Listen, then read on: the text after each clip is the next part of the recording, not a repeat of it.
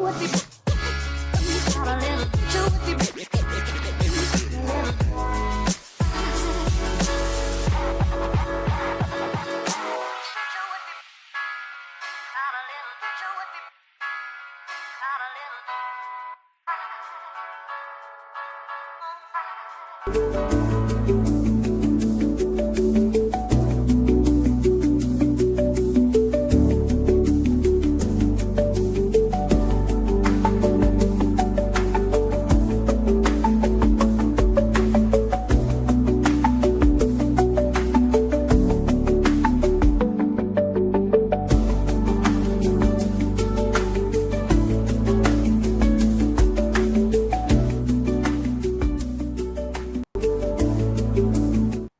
Hello, everybody. Welcome in. Happy Thursday. Well, as you can see, we have Sam here, so I'll introduce Sam in a second. But the long story short is last Q&A, Sam was in the comments answering a bunch of questions, and on the live, we set Sam up to be on the next live, and he was gracious enough to join us. So welcome in, Sam. Glad to have you. Yeah, good to be here. Yeah. So a little backstory, then Sam, I'll ask you some questions and we'll kind of jump in. But For sure. Sam built a real estate media company this year. You started at the beginning of this year, right, Sam? Technically, I started November last year, Okay. but I had back surgery shortly after that. It kind of pushed everything back. Yeah, understood. So in less than a year, built his business from 0 to 16K, I think is your peak month so far. Correct me if I'm wrong. And he said something on the live last week about calling that I want to jump into. But before we jump into that specifically, yeah, thanks for being here, Sam. And I guess if you don't mind, just kind of share your background before real estate media and then how you got to be in this industry. For sure. So I've always been a tech guy. Every new game system that ever came out, every new camera that was released, I was always interested in that kind of stuff. My wife makes fun of me because she says I've done a little bit of everything, so I just kind of like dabble here and there with everything. And I went to a automotive school actually when I was 22, and did that, and it just wasn't what I was after. It's too much grind, not enough pay. Um, I just frankly didn't have time. Yeah. Is my mic picking up? You switch the mic. I'm sorry. Yeah. Sometimes StreamYard defaults you to another mic. It always tries to do with mine. See if good now. Oh, that's much better. There we go. Okay, yeah, I got a mic right here. It's like, come on. Okay. Anyway, so yeah, I just a quick recap. Went to college, wasn't my thing. I got an associate's degree for automotive sciences. It was all grind, no pay. Didn't really feel like that was what I needed, what I wanted. And fast forward to COVID. I know that's kind of a big jump, but during COVID, it was bad for me. I got super bored. I started building drones. So I started building racing drones and flying them around. I don't know if you ever heard of freestyle FPV. It's where you wear a set of goggles. Yeah, so I got super into that. And I had so much fun doing it during COVID, out, no one's around, just like flying a drone around, diving Beacon Rock. We live in the Columbia River Gorge, just having tons of fun with that. And I'm sitting there thinking one day, like, I need to make money doing this somehow because this is like way too much fun. So anyways, I had a buddy who kind of put me on the idea of doing real estate media. And then when I started messing around with drones, I'm like, you know what? We're going to try this out. So I tried it. I dabbled in it for about four or so years on and off, but I didn't know the client acquisition side. I knew how to get the media done for the most part. I just didn't understand how to get clients, how to keep them, and how to build like the structures and systems in place to kind of automate the majority of the work. And so, I don't know how far you want me to keep going, but when I stumbled across the coaching course, we're in a big transition in life, moving from Montana back to the Pacific Northwest, and I had basically started dabbling in it in this rural community, and it just took off. Everyone in it's a small town of like 7,000 people, but every home that was getting sold, people were starting to like, hey, we should have this guy come out because we don't have any other options, right? So it was like I was the only one, but it really started like picking up. And then when we moved, I said, you know what? I think I got to go all in with this and just really give it a shot and try coaching. I had never even thought of coaching, and I think I stumbled across it listening to Todd Kivimaki on Spiro's podcast, just about how important coaching was. It was some random podcast I was listening to, and anyways, looked into it. I was skeptical at first, I'll be honest. You spoke to Aaron Polakaitis on our team. Do you remember that? Yeah, of course. Aaron's He remembers he's you a to this wonderful day. He guy. loves seeing your wins. Like he's back there like rooting for everyone secretly. Oh yeah, Publicly. he's a hype boy for sure. No, He is. he's awesome. I had a good chat with him, and I think honestly, I got a really good vibe from him. Hmm. And I was like, okay, this is clearly like this guy's legit. This is who he is. He's not trying to like pull the cover on me on anything. Because I'm kind of that kind of person. Like, I understand people have to make their money, but am I just going to get snaked into something that's Yeah. not worth it? And but Aaron was super chill, so I had that initial conversation with him, and it just kind of stayed in the back of my mind while we moved. And then I decided to jump on board and just go all in. Yep. And it's been crazy. Crazy awesome. It's a good word to describe it. So, coaching aside, obviously, like, we can show you the things to do, but it's on you to do it, and you've done it well. I think you put your own twist on things too, maybe with calls. I could be wrong on that, but I'd love to talk about what you did during coaching that grew your business. Like, what did that roadmap and kind of growth process look like? And even like in that too, like maybe what was the difference in what you were maybe trying before that didn't work with client acquisition, and like what? Yeah, like what did it for you? Like what like really hit, like made it hit as well. Not to throw two questions out. No, there, you're fine. I think a big part of it, honestly, was we were in a situation financially as a family where it was I had to make it work. Yeah. It wasn't an option at this point. It was like back something against the has wall. to, yeah, I was backed against the wall. I had debt to dig out of. We had friends that had helped us move across the country. I mean, it was bad, frankly. And so when we got to that situation, I just poured everything into it. And I think the things that honestly helped me the most were just getting the systems in place. Yeah.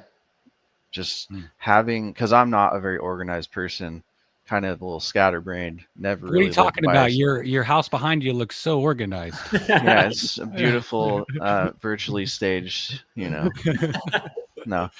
Anyways, yeah, it's been wild ride, but I think honestly, just help getting the systems and a little bit more structure in my life helped. And then once I started getting out and making connections and just being myself, and the work started speaking for itself. And like, it's funny, I made that all caps call them, right? But I've been so busy, I'm actually trying to find time to do that for myself. So it's like this weird back and forth for me lately where I hired my first photographer in June, and it's getting to the point where she's about to start shooting for herself. And it's just getting that time back to call, get on the phone, be yourself. And you're not selling anything really. I mean, you are, but you're not. You're trying to help people push their business forward, and they're legally required to have media. So it's throw some free shoots their way. I know people kind of poo-poo on that idea that you're devaluing yourself. And honestly, the people who think like that aren't making it. I'll be honest. Yeah. So on that, man, there's like a million things I want to ask. I got to organize myself first. I know. I don't even know. Like, I don't even know if I answered your question. You did wonderfully. I think it was great. It was great. Well, if you want to narrow me in on something, feel free. I mean, what I'd love to know is, so you got the system set up, and once that was in place, what did you do to get clients? Like, what was the method that you found to be the best for your skill set, and what worked for you? So the Instagram method is obviously, it was helpful. Yeah. I got to a point where I was frankly spending too much time on Instagram. My brain just like, I could not handle it. I just hit a wall. I think I got Instagram jailed once, and I'm like, you know what? I need to step it back because I was going like too hard on it. And what happened with that was I'm like, I need to try more than just this avenue, right? I need to open and see kind of, like you're saying, what works for you. And not to say that the Instagram method isn't great. It is. I've had much business come from it. But for me, what worked was getting on the phone and just being who I am, just being down to earth. And if they don't need someone or don't want someone, just move on to the next. Don't let it dust your feet off, so to speak, and just keep going and don't give up. Don't let it affect your morale. Yeah. So making calls, I think, was the best for me. And then having coffee meetings, getting in front of people, getting to know them, just being a person and honest and upfront with where you're at in your business and what your goals are, sharing that, it just gets people open and talking. And then you make a relationship that builds into a client that's providing a big percentage of your monthly income. So Yeah. Did you have a sales background? Just kind of quick curiosity, any sales capacity, anything sales related that you've done in the past, or is that like the first time, like, calling to in the sales no, kind of way? I will say, like, I don't want to get like preach or anything. I do have a faith where we talk about our beliefs to others, and I think that probably has a help. Just being comfortable about being who you are and talking about it. Yeah. But I will say that anyone who has never done it, the worst part is just dialing the number. Like How once true you is that? get through, like, I mean, your first couple they're going to be brutal. Okay. Let's be honest. Like everyone's first couple calls, but then when you hit that person that listens, that hears you, is like, man, I've been there. And then you have this connection, and then the call hangs up. You have such a good feeling after that call that's like, dude, I can do this. Like, this is working. And I would just, for anyone who's trying outbound via calls, just put in the time and effort and keep trying. Yeah. Like, just don't give up. Keep trying. It might take you a little bit to find your niche and how to be comfortable talking to people, but you'll get there. Just be yourself. You don't have to fake anything. It's really good advice, especially, I mean, the don't fake it. Absolutely. And then the, you're going to be scared thing. I think a lot of people, Yeah. I mean, they call and then they're like, man, I was really scared. It must not be for me. And it's like, no, everybody feels like that, No. Yeah. I mean, I've been diagnosed with depression and anxiety, and I don't know how many times, like, I'll be getting on or off the phone. I'm like, man, I need to take my medicine, dude. That was intense. Yeah. Like, it was it gets your adrenaline going, it gets your heart pumping, but it's good for you. A little bit of cardio on the phone. But honestly, if you can work through those feelings, I mean, I know that if someone does sign up for coaching, they get kind of paired with a coach, but Dave Franklin has been an amazing coach. At first, I'll be honest, did not click with him. Yeah. But then once I understood what he was trying to get me to accomplish and just trusted the process and listened to him, then I'm like, dang, this guy knows what he's talking about. Like, he just would always talk about getting over that hump of fear and just sticking to a program. And that honestly took me from 5K to 12, I think, in the next month when I started applying what he said. Wow. Interesting. Yeah. I wanted to talk. Shout out Dave. Yeah. Shout out. Yeah, Dave. for real. Take a good The Dave. true OG right there. That's right. So the way I look at it too is, the Instagram method is kind of like farming. It's a good idea to put in the work and you'll reap the rewards later. But I think, we've been pushing a lot of people in coaching to get on the phone as well. We call it the outbound method. You can call it whatever you want. If you say cold calling, it's more scary. So outbound hides it a little better. But right. And if that's what it takes to get you to try it, I mean, hey. Yeah. It's part of the coaching, you got to ease them into it. But I think it's such a good avenue because one, it forces you to do something you're afraid of, which is, where growth comes from. But two, it's like hunting. You get instant results. You either get a yes or a no. I mean, sometimes they don't answer a lot of the time, right? But it's like you can, and I think there's a huge amount, like you said, after you get off a call, you feel good. You get this like surge of motivation from a yes on a call that you don't get any other way. And I think that can contribute to growth in a lot of other things, whether it's more calls, or doing others. So you just get excited about your business, And I think that's why it's so important to have multiple ways of getting to people, because the Instagram method is kind of a slow burn. Yep. It's over time, it starts building up more and more people. Like right now, I've been posting so many videos and working with some higher tier agents that I'm getting people that I have sent like 6 messages to, and I'm done sending messages to them, who are now following me, reaching out and saying, hey man, I need you to come do a video because I saw you did one for such and such agent. And I'm thinking in my head, like, bro, I hit you up like You so could have many had me times all along. trying. Yeah, I've been trying, but when it starts snowballing with Instagram is kind of what I'm getting at. Yeah. With cold calling, or excuse me, with outbound, right? I count myself, but with outbound, it honestly is you do get an answer quicker, um, which can help with your motivation. So if that's what you need, do Closure's it. nice sometimes to just know that they don't want it versus not ever getting a response, right? It's kind of that closure. Exactly. Yeah, that's true. So for my brain, I think that was best. If I can just talk to somebody, like tell me no, okay, fine, I'll go somewhere else. Yeah. It's a really And interesting perspective. I'm glad you brought that up. That's a really interesting way to like look at it. yeah, it's either a slow burn or an in-your-face answer. And you're gonna have people that are like, bro, you are telemarketing. Like they'll call you out and try to say you're selling. I'm like, I mean, you can say that, dude, but I'm literally just offering you something free. This is what I do. Yeah.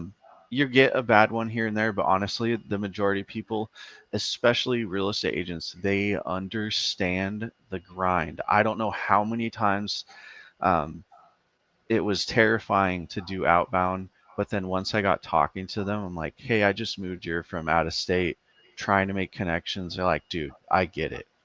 I understand what that feels like. And if you can just kind of be vulnerable a little bit, not too much, don't get weird, but but if you can be just a human and open up to a stranger and just tell them like, look, this is weird for me. My heart's racing right now, but Yeah. I got to do this for my family. I just want to real quick give you a rundown of what I'm doing. And you can get a little bit more communication that way. Just Yeah. being Their open. guard drops. Cause like you said, I Yeah. mean, the vast majority, especially the successful realtors, they've literally cold called, they've door knocked, they've done those things. They Mm-hmm. understand, how important it was for their business. They also understand how much it sucks to do it. Yeah. And so, yeah, I think that from like a sales advice perspective, I don't think there's any better advice than what you said about being vulnerable and just connecting human to human. I think a lot of people, they try to over script because that Yeah. helps you feel prepared. But then, Mm-hmm. the second they pick up the phone, hey, my name's Eli, they know you're selling. And so it's like, Even the tone of voice. yeah, Just you exactly. entering that tone of voice made me get like cringy. Yeah. I want to get off the phone. Yeah. Yeah. It's so interesting. And that's why I've always had bullet points on my Yeah. sticky notes. I'll put like a sticky note on my monitor and I'll put like 1 or 2 bullet points that I want to mention, but I'm not stuck to a script, because if I'm sitting there reading word for word a script, it's just you're not there anymore. Yeah. Transcripting doesn't work. No, and they can tell. We've seen, it's actually kind of maybe funny is not the right word, but sometimes the more cold calls someone does, the worse they get, because they start getting the script in their head. And that's true too. You know what I mean? Like, and the tone changes and they're ready to, and it's like, I think there's something. So if you're sitting in the audience listening and you've never made a call before, this is, sure, it's a skill you develop and there are things you will get better at, but you're also going to start super nervous and you're going to start tripping over your words, and it's probably going to work well. Mm-hmm. As long as you remember like why you're calling and what your goal is. Do you want to talk about the tactic that you teach? I don't know how much goodies you want to give here. No, the old man technique. Yeah. That dude. Yeah, the confused old man. And I remember tell people that, like, what are you talking about, dude? Confused old man? Because it sounds weird. Yeah, it does. But it works.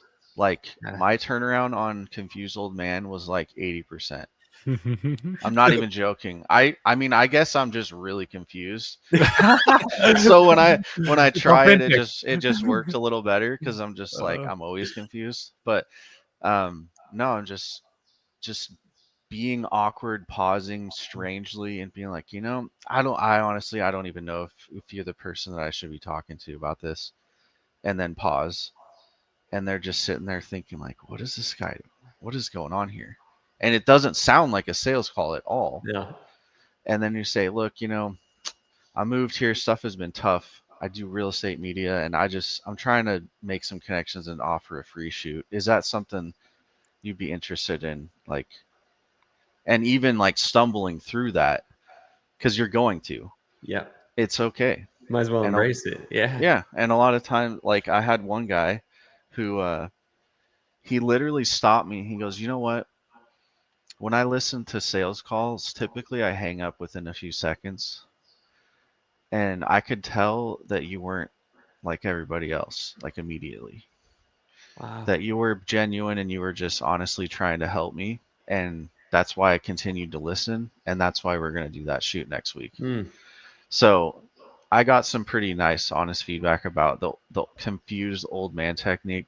Now I'll tell you, don't overplay that, because if I Yeah. hear all of you guys start using Yeah. that and then it doesn't work for me anymore, that's gonna be bad. But it is a cool technique that it does help, and I honestly think you don't even have to pretend to be confused. You can just Just be stumble, like you're saying, just stumble through it a little bit, be natural, be nervous. It's okay. Yeah. Yeah. So. And I can't take credit for that. That's from Jeremy Miner. So if anybody wants to look it up, and I think he has a training on YouTube about it. If you type in Jeremy Miner, a confused old man, It's really funny. Yeah, it's he'll like use the example of door to door. He'll put a vest on. He'll go and have a clipboard, and he'll go to the house like, "Hey, are you the homeowner?" And like look around at the house and just act confused out in the front of someone's house, and they're like, "Yeah, I am the homeowner." I don't. It's just like, is there works bees very somewhere? well. Like, what do you? So many, bees. It works in so many scenarios, from what you'll see. So well, and I think one thing I want to highlight though is the tactics and the things you can do absolutely work. I think a big part of why it worked for you, Sam, and for a lot of other people is you genuinely were trying to make this happen for yourself, for your family. I thought you were going to say you genuinely were confused. No, I was. So I think it is important. You can't fake this. You know what I mean? It's you can use the tactic to drop their sales guard a little bit. But I think there's an element of it too, where we talk about this a lot on the lives and in coaching. It's the more genuine you can actually be with someone and vulnerable, like you said, that's what actually gets them to take you up on it. Right? Maybe the tactic gets them to not hang up immediately, but the connection is what actually makes the deal. And so, for everybody listening, don't be somebody you're not. Really, because if they do take you up on it, they're going to meet you. Yeah. Then you got to keep the charade going. Right. If you started with a British accent, I mean, you gotta keep going with a British accent. So it's that kind of thing where I think this might be a little bit more broader of a statement, but if you are doing this to provide and legitimately take care of your family, and that's your goal, that helps a ton. Yeah. If it's your goal to get into real estate media to make millions of dollars and go all in and just make a bunch of money, I mean, sure, that you might be able to get that working, but I think for me what worked is I'm just honestly telling you exactly the situation. Chasing money, it's like cheese, man, and there's always more cheese. And it's a never ending chase, and you will never be happy. Yeah. But if you set your mindset on why am I doing this? What is the reason for me to do this grind and to make this happen? And you can put real meaning to that, it changes everything. Yeah. That's well, you also achieve something too that's more meaningful, which is great. And also I think you need when you first start, and this, Sam, but more for the audience, you have all this excitement about it. You're like, oh, it's good. And then you run into some hard stuff about it. Things get real and it's tough. And so I think if you have a stronger reason you're doing it too, it kind of carries you through that. So I guess, on that vein, you hired your first photographer in June, I think you said. What is your goal with the business? I mean, you've grown quickly in a short period of time, and so it's funny to say what's your long-term goal, but really what I mean is next year and the year after, whether you call that long-term or not, what do you want to see happen with the business, or what's kind of your desire? Yeah. So my desire is honestly to get back to having more time with my family. I think that's everyone's desire. I'm not trying to be the guy that works 80 hours a week until he's 65, retires, and then dies of a heart attack before he gets to spend any of the money he saved. That's honestly the way this world is kind of set up. Mm-hmm. So my goal, and it sounds like I've had her for a while before getting her out shooting. She went on like a 20-day vacation. I got to talk to her about that. But anyway, so my goal is to get her trained, get her going on herself, maybe have one more person across the state line, because where we're at, there's a bunch of traffic if you start going back and forth. So maybe get one more person on the other side of the river, and then kind of see where things go. Because honestly, like I said, my goal is to just provide for my family, get my debt done, paid off, start being able to put something into savings, and enjoy life. Like I'd like to get more of me out of the equation. Yeah. Not to the point where I'm not disconnected from my clients that I've made and the relationships I've built, but enough to where I can say, look, this is my team now. I got, we're 3 photographers, for example, and maybe next year or something like that.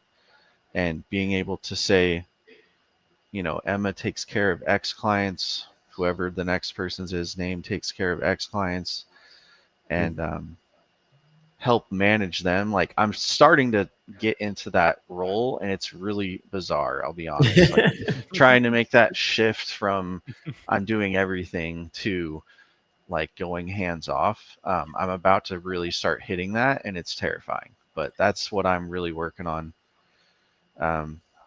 But yeah, I'd like to be able to work a couple days a week, do the admin stuff in the office, spend time with my wife.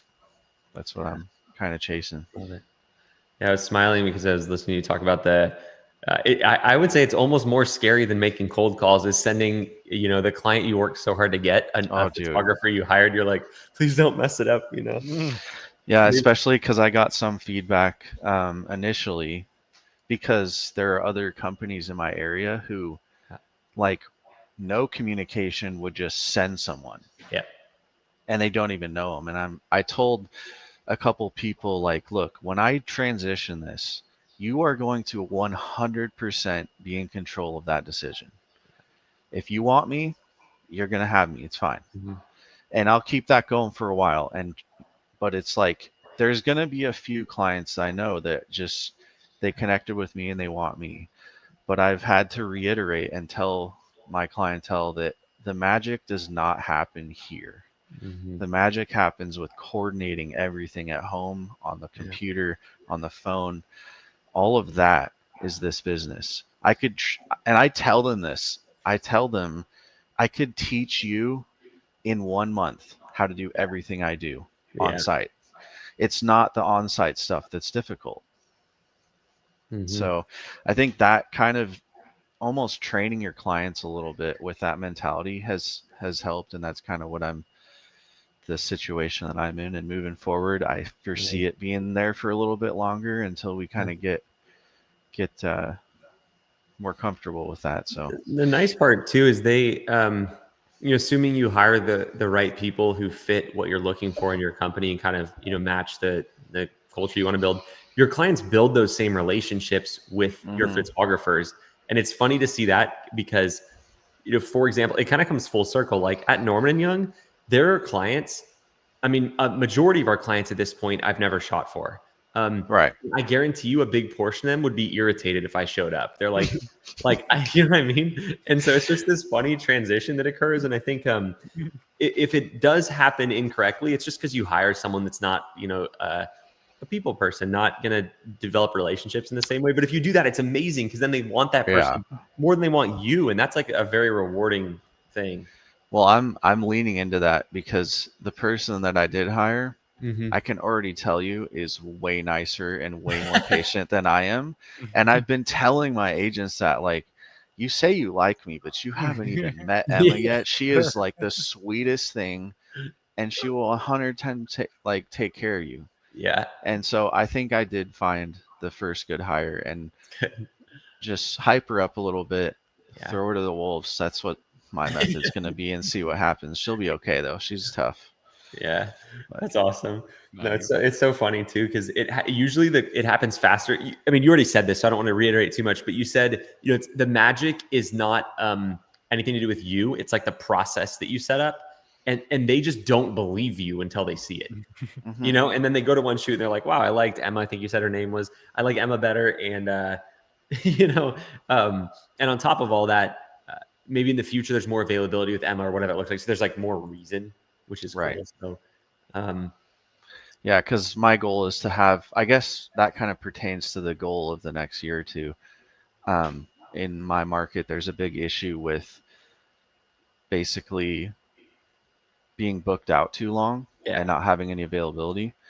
Whereas I'm still growing and have time slots where I can still fit people in. And I've been trying to make that a point where one of my core business models for this is going to try to never have a slot we couldn't fit you in. And that's kind of like one of the mental focuses that I'm trying with my business, because an auto HCR has helped tremendously with that. Yeah. So yeah, just I don't even know where I'm going with that. No, but, I mean, it's just. I just want to echo that too from, you know, our perspective. We see a lot of different businesses. We obviously have a lot of data from Norman and Young over the years. And you know, across the board, there isn't a bigger thing that causes clients to go to another photographer than very poor availability. You know, especially if you start getting booked up more than a week out, you lose clients who love you and don't want to leave, but they also need money because they need to get a house listed. And, you know, there's another photographer that can do it. And so, you know, for those in the audience that have a full-time job and you're like, wait a second, I'm not going to be able to do it. That's exactly right. Like, you're going to lose clients from the start because you have poor availability, but you don't need every client when you're getting started, right? You need the ones who are willing to wait for you. Right. And then once you start getting in a position like Sam, where he has, you know, he's full-time doing this, starting to build a team, then you work to capture that other market share. And I think that's exactly what you're saying too, is like, you have photographers in your market, Sam, that are booked up. So you're getting a lot of clients from it. And so I think it's important to play like the strength you have right now to your advantage, and be adaptable too. Like, that might change. Yeah. But that's the strength that we're going after right now, is just being ready to take anything. Yeah. You know, cameras in the car, hop in and let's go. I could be there in an hour. So that kind of stuff. I think from like like being or hiring a vendor perspective too. I mean, I almost always hire the first person that says yes, and then I'll develop a longer term relationship, right? So like, I have a guy that when we moved into the house, we had a bunch of extra boxes, and I called him. He's like the first one to text me back about taking the trash. And like, every time I have a bulk trash, I call him. Like, I don't even call and so it's really, that's how you win a lot of business. Well, and agents are primarily communicators. Yeah. That's what they're doing. They're literally handling like, you know, 10, 15, 20 different communications for maybe one house. And that just is exponential, the amount of people, till they get a team, and then it just shifts a little bit, but they're primarily a communicator. So if you focus on being a communicator, they will immediately link with you. If you reply quickly, if you answer questions fast, that's like, it's huge. I've never thought about it in that way. And how true is that too? Because from their perspective, if they're trying to link, you know, the title company with all this stuff, it's like, you don't want someone that delays, because that just makes your job annoying. Trigger for them almost. Yeah, if punctuality is an issue for you, work on that first. I'm not even joking. It is like the most important thing and you're going to be glued to your phone for a while when you get things going. You'll have to set your boundaries and whatnot. But like, be ready to text them back, be answering your emails. As an admin, you have to be on that. Otherwise, like you said, they're just going to go to someone else who replies. So yeah, communication is huge. Agreed. Well, Sam, thank you for being on here. We went a couple minutes over, so sorry about that, but I appreciate everything you shared. A lot of nuggets in there, honestly. So we'll recap, but thank you for your time, and looking forward to continuing to watch you grow. Thank you. Thank you guys for having me. I'm glad you randomly commented last week, so we can no problem. We'll do it again. Thanks for coming on here too. We'll see where we're at in 6 months and have you on again. And I want to tell you guys, I really appreciate it. All the I know that, you know, I'm paying for coaching, but the camaraderie, having the resources that I need, I mean, it changed my life. So thank you guys for all your hard work too. Appreciate it. Appreciate it. Thank you, Sam. Thank you, man. Talk to you soon. Yeah. See you later. You guys have a good one. We'll see you in the Wins channel. That was awesome. There were so many Yeah. little things. I like what he said about the communication. I've never thought about it in that way. He did make a lot of points that like different ways to look at it that was helpful. So yeah, that was a great one. That was a great, What are some takeaways everybody has? I know that seems like juvenile to do takeaways, but I think there's. I went to an event one time and they did takeaways, and I was like, come on, I'm not in kindergarten. But I actually think I learned probably the most from the takeaways because it was everybody thinking of what their distilled like action item was. So it could be hard at it could be hard to like you got all this stuff and it's like what you learned to something actionable, and without doing it, your brain's not saying it. It's saying it out loud. Even like y'all say comment your takeaways and then say them out loud wherever you're at right now, even if you're in a library. Say it out loud. Scream it. Rod likes to get people in trouble. Is all I got to say. Scream as loud as you can. Comment your takeaways. Let's go through some of those, and then if you have questions, drop them in the chat. We're gonna hang out for another 25 minutes or so and do some Q&A. So Peyton said, be responsive and set boundaries at the same time. Yeah, especially as you grow, you start by being as responsive as possible, and then mission successful, you're booked. He's doing 16 grand a month and growing. Now it's like, okay, we built this business to facilitate something we want in our life for him to take care of his family, right? And it's like, you can't let the business take that from you after it grows. And so it's this balance. It's nice. And at that point, you just get a VA. Yeah. Help with it. Yeah, exactly. That's what Sam's doing. He's starting to look at a team too. Yeah. Wes said, I love how he said exactly, which is bizarre. Yeah. Trying to run a team, delegate. It is bizarre. Especially when you do that. I mean, maybe he thought this, but like, I'm just trying to think back to my first, if I was, 7 months into really trying and doing 16K months and hiring a team, I would be like, what happened? So yeah, no, I agreed on that. Wes said being real and vulnerable is more valuable than being polished. Yeah, that's a really good one. Always too. I think people try to get fancy when they're in business. Like, even when their business grows, they start trying to act like a real business, They start hitting 20, 25, 30K months and they get all fancy. And it's like, we were just talking about this, but in Hormozi's new book, he just had a line said, don't be cute. And I know that's not his line. A lot of people have said that, but like, how true is that in business? Like, don't get so fancy you forget about the basics, because growing a business is just doing the basics well. So I think, one of those things is just continuing to be real, keep it simple.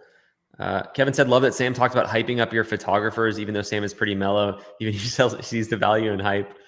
Yeah. I'm sure Kevin means that with love, by the way. Kevin's not really a hateful guy. So he always means it with love. Maybe a robot. I'm freaking out. Justin said, for hiring, do you recommend hiring part-time or full-time salary? Justin, we do part-time. Typically, it works out to where they're spending about 30 hours a week working for us. Hunter's got a nice takeaway there. Sam's continuing to drop the gems after the live. That's right. I think this is a mindset to think through, kind of as a lens for everything. It's like, it's just another learning curve. Kirk said, building your business, support your family, whatever your why is, and not just for the money. Yeah. Trying to save up to invest to get started. Yeah, Lauren, I mean, I know there's not a question in there necessarily, but just to comment on that, try to keep it as cheap as you can. Don't get expensive gear. Start with just a camera. My favorite thing is when someone buys just the camera, they start doing basic photo shoots. They take the money from that and they let their clients basically pay for their upgrades to get a drone and video and some other stuff. Understand. Don't be a robot. Haven't done any. Don't be a robot. Haven't done any cold calls yet, but I'm going to soon. And that was great advice. It was. I really do like hard advice to take too. Sometimes it's not about like what exactly do you say, but like what's your energy and approach and tone and perspective you have when you approach these calls, and just let the words come out naturally as they would. I thought that advice that he was essentially giving was just so like it was really, really good. Where did Eli go? He's just showing off the chair and how mobile it is. I want to talk about tone. I just opened the exact page. That's crazy. I don't know. You got some psychic tendencies I've noticed lately, and it's freaking me out. It's from this Hormozi like closer handbook. But so the phrase is, I didn't say he hit his wife. So just bear with me on that. But here's the tonality. So it's, I didn't say he hit his wife. I didn't say he hit his wife. I didn't say he hit his wife. I didn't say he hit his wife. I didn't say he hit his wife. Do you see how it's like those all mean very different things? Each word changes the tone. Yeah.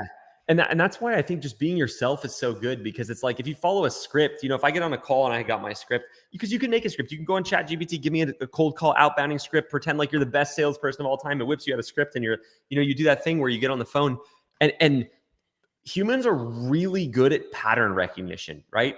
Whether we know it or not, we understand. Like we see patterns, we know, we can sense that stuff. And so that's why tone makes a difference. Apart from just being like straight up different meanings sometimes, it also conveys more than the words we say a lot of time. And that's why I think, the confused old man thing works really well. Or really, what is that? It's just, not to say everybody here is confused and old, but like lean into it. You know what I mean? Like just be yourself on the phone. That doesn't mean you roll in with no tactic, right? Sam talked about the confused old man. He talked about how he had bullet points. But besides that, it's not scripted. So I think that was my big takeaway and reminder for everybody. I saw something recently, and generally when I see things, I believe it wholeheartedly as it is absolutely the truth, especially if I see it on Instagram and on the internet. But I did see something I was quite interested in. In our brains that we react, there's a feeling that we feel that we like. I don't want to get too whatever the word is, but I don't even know what words I'm trying to say, that like we as humans can connect with, that is a feeling higher than love and hate. And it's authenticity. It's when someone's being their authentic self, there's a connection that happens more than anything, because authenticity creates love. And then when someone's being their authentic self, someone can not like that as well. But authenticity is so powerful. And especially with agents, they're salespeople. If you try to get cute with them, they've tried the cute before. So being yourself is the only thing that's going to make that different than anything they've heard. So it is the ultimate way, so like that authentic side, that the authenticity. I could barely say authenticity. There we go. I did it. But that what Sam was talking about was just so like in the 20 years that I've loved sales, that is the key. That is absolutely the key. What Sam was talking about today, actually. So I just can't. We gotta clip that and throw that thing on YouTube a few times. Well, and if you connect being authentic with, I'm not even gonna try that word. If you connect being authentic with a good script, then you crush. You know what I mean? When I say script, I don't mean a literal word for word script. I mean a process you go through. Yeah, Chris, thank you. Now that Rod's seen that, he's gonna double believe it too, because he's also seen that statement. Chris has given me clarity that I should believe everything I see on Instagram. Do we answer? Justin's secondary question was great. How do we keep track of hours worked? Oh, yeah, Justin. So we do it off of when they clock in and then they end their day in Spiro. So in Spiro, you can mark, it's basically the photographer portal. You can mark that you're on site, and you can mark when you're done with the shoot. So that's how we track it. It's in Spiro. Right. Eddie here, Instagram method is great. I did my second free shoot for the week today. I have another one coming up next week. Don't give up. Congrats, Eddie. That's awesome. Good stuff, Eddie. Yeah. Oh, Chris is shouting you out too. Come on, Chris. How to have it. All right. Nathan requests both. I'm just giving you like a break every now and then on your vocals. It's just for your vocal cords, Appreciate it. When a client requests both horizontal and vertical versions of a video, is it better to film everything horizontally and crop for vertical delivery, or should I shoot both in their native formats? Yeah, I mean, if you reshoot the house once vertical and once horizontal, it's going to give the best version of both those videos. What a lot of people will do is, if the agent wants both, they'll say, hey, I can shoot it horizontally and crop in. It's going to be this price. It'll be a different edit, so it'll look different. But if you want me to shoot them separately, I can charge a little more. So I think you should leave that up to the agent and just give them a price difference. Let them decide. Sometimes letting them decide is the easiest thing. Usually. Then I'll have to think. They just decide. Thank you. Yeah. Beautiful. It is nice. And then sometimes they're like, yeah, I'd love the two options too. Like, so they don't think about doing none of them. They do one of those options you want them to have. 100%. Come on now. Let's see. Sam said this world's just kidding. Trying to sell you the idea that you have to be focused and on it, but in reality, we're all imperfect, and it's okay to be authentic and vulnerable. Agreed. Yeah, it's like if I see a video on the internet with someone in a tuxedo talking, I'm like, all right, what are you selling me? You too clean cut. Where's your t-shirt? That is funny, actually. That's another one of those pattern nowadays, at least. Right. Yeah. I mean, the tux is not to just, beat to death the cold calling thing, but The tux is the equivalent of the overly polished intro. Hi, I'm Eli, and I'm like, that's literally like the tuxedo that makes people go, what are you trying to sell me? All right, let's see. Is finding listings on Zillow that don't have professional photos, then calling the agent, offering a free shoot, the best way to cold call, or is there another method that's more effective? Yeah, Hunter. So what we teach, like our exact process that we would teach someone in coaching is, yes, it's on Zillow, but you call every agent. So you find a reason to call. They don't have professional photos, you offer professional photos. If they have professional photos but no drone, you offer drone. If they have those both, you offer twilights or a floor plan or a video. So it's really just about finding a reason to call every agent. Because you can find that, and also like you'll see the agent's name, you can quickly search them and see if they have any other listings that might need something. So you could be like, hey, I saw you have 2 listings at this address and this address, and I'd love to go shoot drone photos for you for both of them. So you can kind of like make an offer that makes sense. Let's see, what other questions you have? Drop them in there. Got a few more minutes to answer here. Let's see. Yes, Justin, that's correct. Sam, how do you pronounce your name, Sam, real quick? Is it Carmel? Type yes if that's how you pronounce it. Carmel. That's type wrong if I'm wrong. Sorry, I randomly had that thought. What would be the alternative? Like Carmel or Carmel? I didn't even think about that. Yeah, okay. What is the alternative? True. We'll see. Carmel, yeah. Let's see. There was one up here we missed out on. No, I think we got. Well, I mean, we are pretty caught up. Someone who's only done a few free shoots and having my first paid shoot tomorrow. What can I do to keep growing? Make sure I keep those clients. Well, first of all, congrats, Noah. Not that you ask this, but like, it's totally normal to be nervous for the shoot tomorrow. I was literally like shaking in my knees at my first few. So, what I would say the biggest thing to do is what gets you booked is you're reaching out and you're doing client acquisition. What gets you booked again is how they feel about working with you. And so just, a couple tips. I know you know a lot of this, but dress respectfully to the shoot. Doesn't mean you have to wear a tux, but dress nicely because you're representing the agent in front of their client. And if you make them look bad, they will never hire you again, no matter how good your photos are. So what does that mean? It means dress nicely, it means show up, be 5 minutes early. We have a saying at Norman & Young, which is 5 minutes early is right on time. So you always want to try to be 5 minutes early. Bonus points if you can beat the agent there. Now, don't go in early, but be there early. Knock on the door right at time, So keep that in mind. Introduce yourself to the homeowners as the client's photographer. So, hey, I'm Noah. I'm Sarah's photographer. I'm looking forward to working with you, kind of thing. Make the real estate agents, the sellers, right? That's who you want to impress as well. That carries a lot of weight because the agent wants you to represent them well. So take the time to explain to them, when you get to the shoot. So, hey, here's what I'm going to be doing. I'm going to walk around first and kind of get the house, ready to go. Looks like you guys did a great job doing that. Is it okay if I like fluff a pillow or move a thing here or two where needed? They're like, yes. You're like, okay, cool. Well, perfect. I'm going to go walk around and do that. Turn on all the lights, and then I'll start inside. And then I'll finish up on the outsides. Then you go do that and you come back. All right, I'm ready to shoot inside. If you could wait over in that room, that'd be really helpful because I have a really wide angle lens. And so that way you just don't show up in the photos. Then I'll swap with you. So you see what I'm doing? I'm explaining the process so the homeowners feel comfortable. They're like, do I follow this person around? Do I need to help them? Like, you don't want the homeowner helping you. It's not helpful, right? So if you make the agents look good, you're in. Yeah. I mean, that's their whole thing. I mean, when I get a photographer for life, I mean, you get them to look good. Yeah. And if you could do that with the agent from all angles, they're in with you at that point. Well, and you do that, and it's 90% of the way. Then you leave, right? And you communicate when the photos are going to be delivered. You deliver on time. You make sure they know, hey, the first time especially, you make sure they know this is my standard. If you like anything differently, please let me know. I keep notes on every one of my clients. If you want them brighter generally, or you like a little more moody, or you don't want the laundry room photos taken ever, let me know. I can change anything on this shoot and future shoots. So you're removing reasons they could leave, right? Because they might get the photos back and be like, man, I like him moody. This photographer, Noah shot him bright. It's good. He was nice, but I'll use somebody else. It's like, no, I could have just made him darker, And so the biggest thing I can say, like big picture that it, kind of encompasses all of this, Noah, is put yourself in your client's shoes and pretend like you work for them and you're on their team and they're your only client. Like, what would they expect and what would you want to do?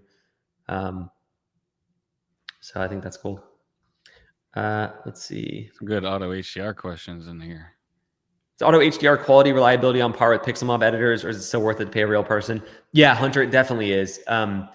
Just like a human editor, sometimes there's little glitches. I actually think auto HDR is going to be more consistent. Human editors, I mean, we're human, right? The problem is sometimes they're sick, which is fine. People are allowed to be sick, but it's still a thing. Sometimes they get busy and their quality goes down. It's not as consistent. So I'm a big fan of auto HDR for sure. It could just be like anything, just a learning curve to input into your system of your business. But once you get it in, people love it. But at first, it takes some wiggling at first. So yeah, agree. Noah, thanks, will do for sure. Also met an agent on another free shoot today. Told me about a potential presentation in front of their brokerage of 65 agents. Very nice. Noah, nice work. Crazy. This is when it's like I think people probably that are just starting wonder how you see these like fast growth things. It all comes back to, and this is kind of what I'll talk about, the end here. I think it's really important. And this is what makes, the business so good for Sam. It makes the business great for me and all the other people we have on here and the people we work with, right? Is there's 3 R's that make this industry awesome: repeat business, referral business, required business. And so you grow fast because the same agents hire you again and again. But what Noah's saying is like literally this playing out, right? So he did the free shoot. He got a client, he got a paid shoot, and then he met another agent who is then saying, hey, so he's getting the repeat, right? Now this is an example of a referral right here. It's an agent referring him to like 65 agents at the same time, which is like super speed referral. But anyway, it's kind of cool. So you see that. And that's really what makes this industry amazing is you get to work for the same clients over and over and over. And then if you do a good job for those clients, not only do they work with you over and over and over, they refer you to everybody else. And so it all comes back to what Sam said. And it's interesting. It starts on the cold call, right? If you're going to do that approach, it starts in the Instagram message. If you do that approach, starts with being authentic and who you actually are and having a reason why you're doing this. That's also what continues to grow the business in the future. It's the same thing. And so I think if you can keep that in mind and just say, hey, what would get me rebooked and get me referrals? It's taking care of your customers, right? And you don't see that in a lot of other photography niches. So we're lucky as real estate photographers that those 3 R's exist. And so structuring your business to kind of take advantage of them is a good idea. Nate, I had to end on this. I about had to put that there too. That's above too is a good comment as well. Yeah. One time they have these Supra boxes, which is like the agent's lockbox, right? How did I do this?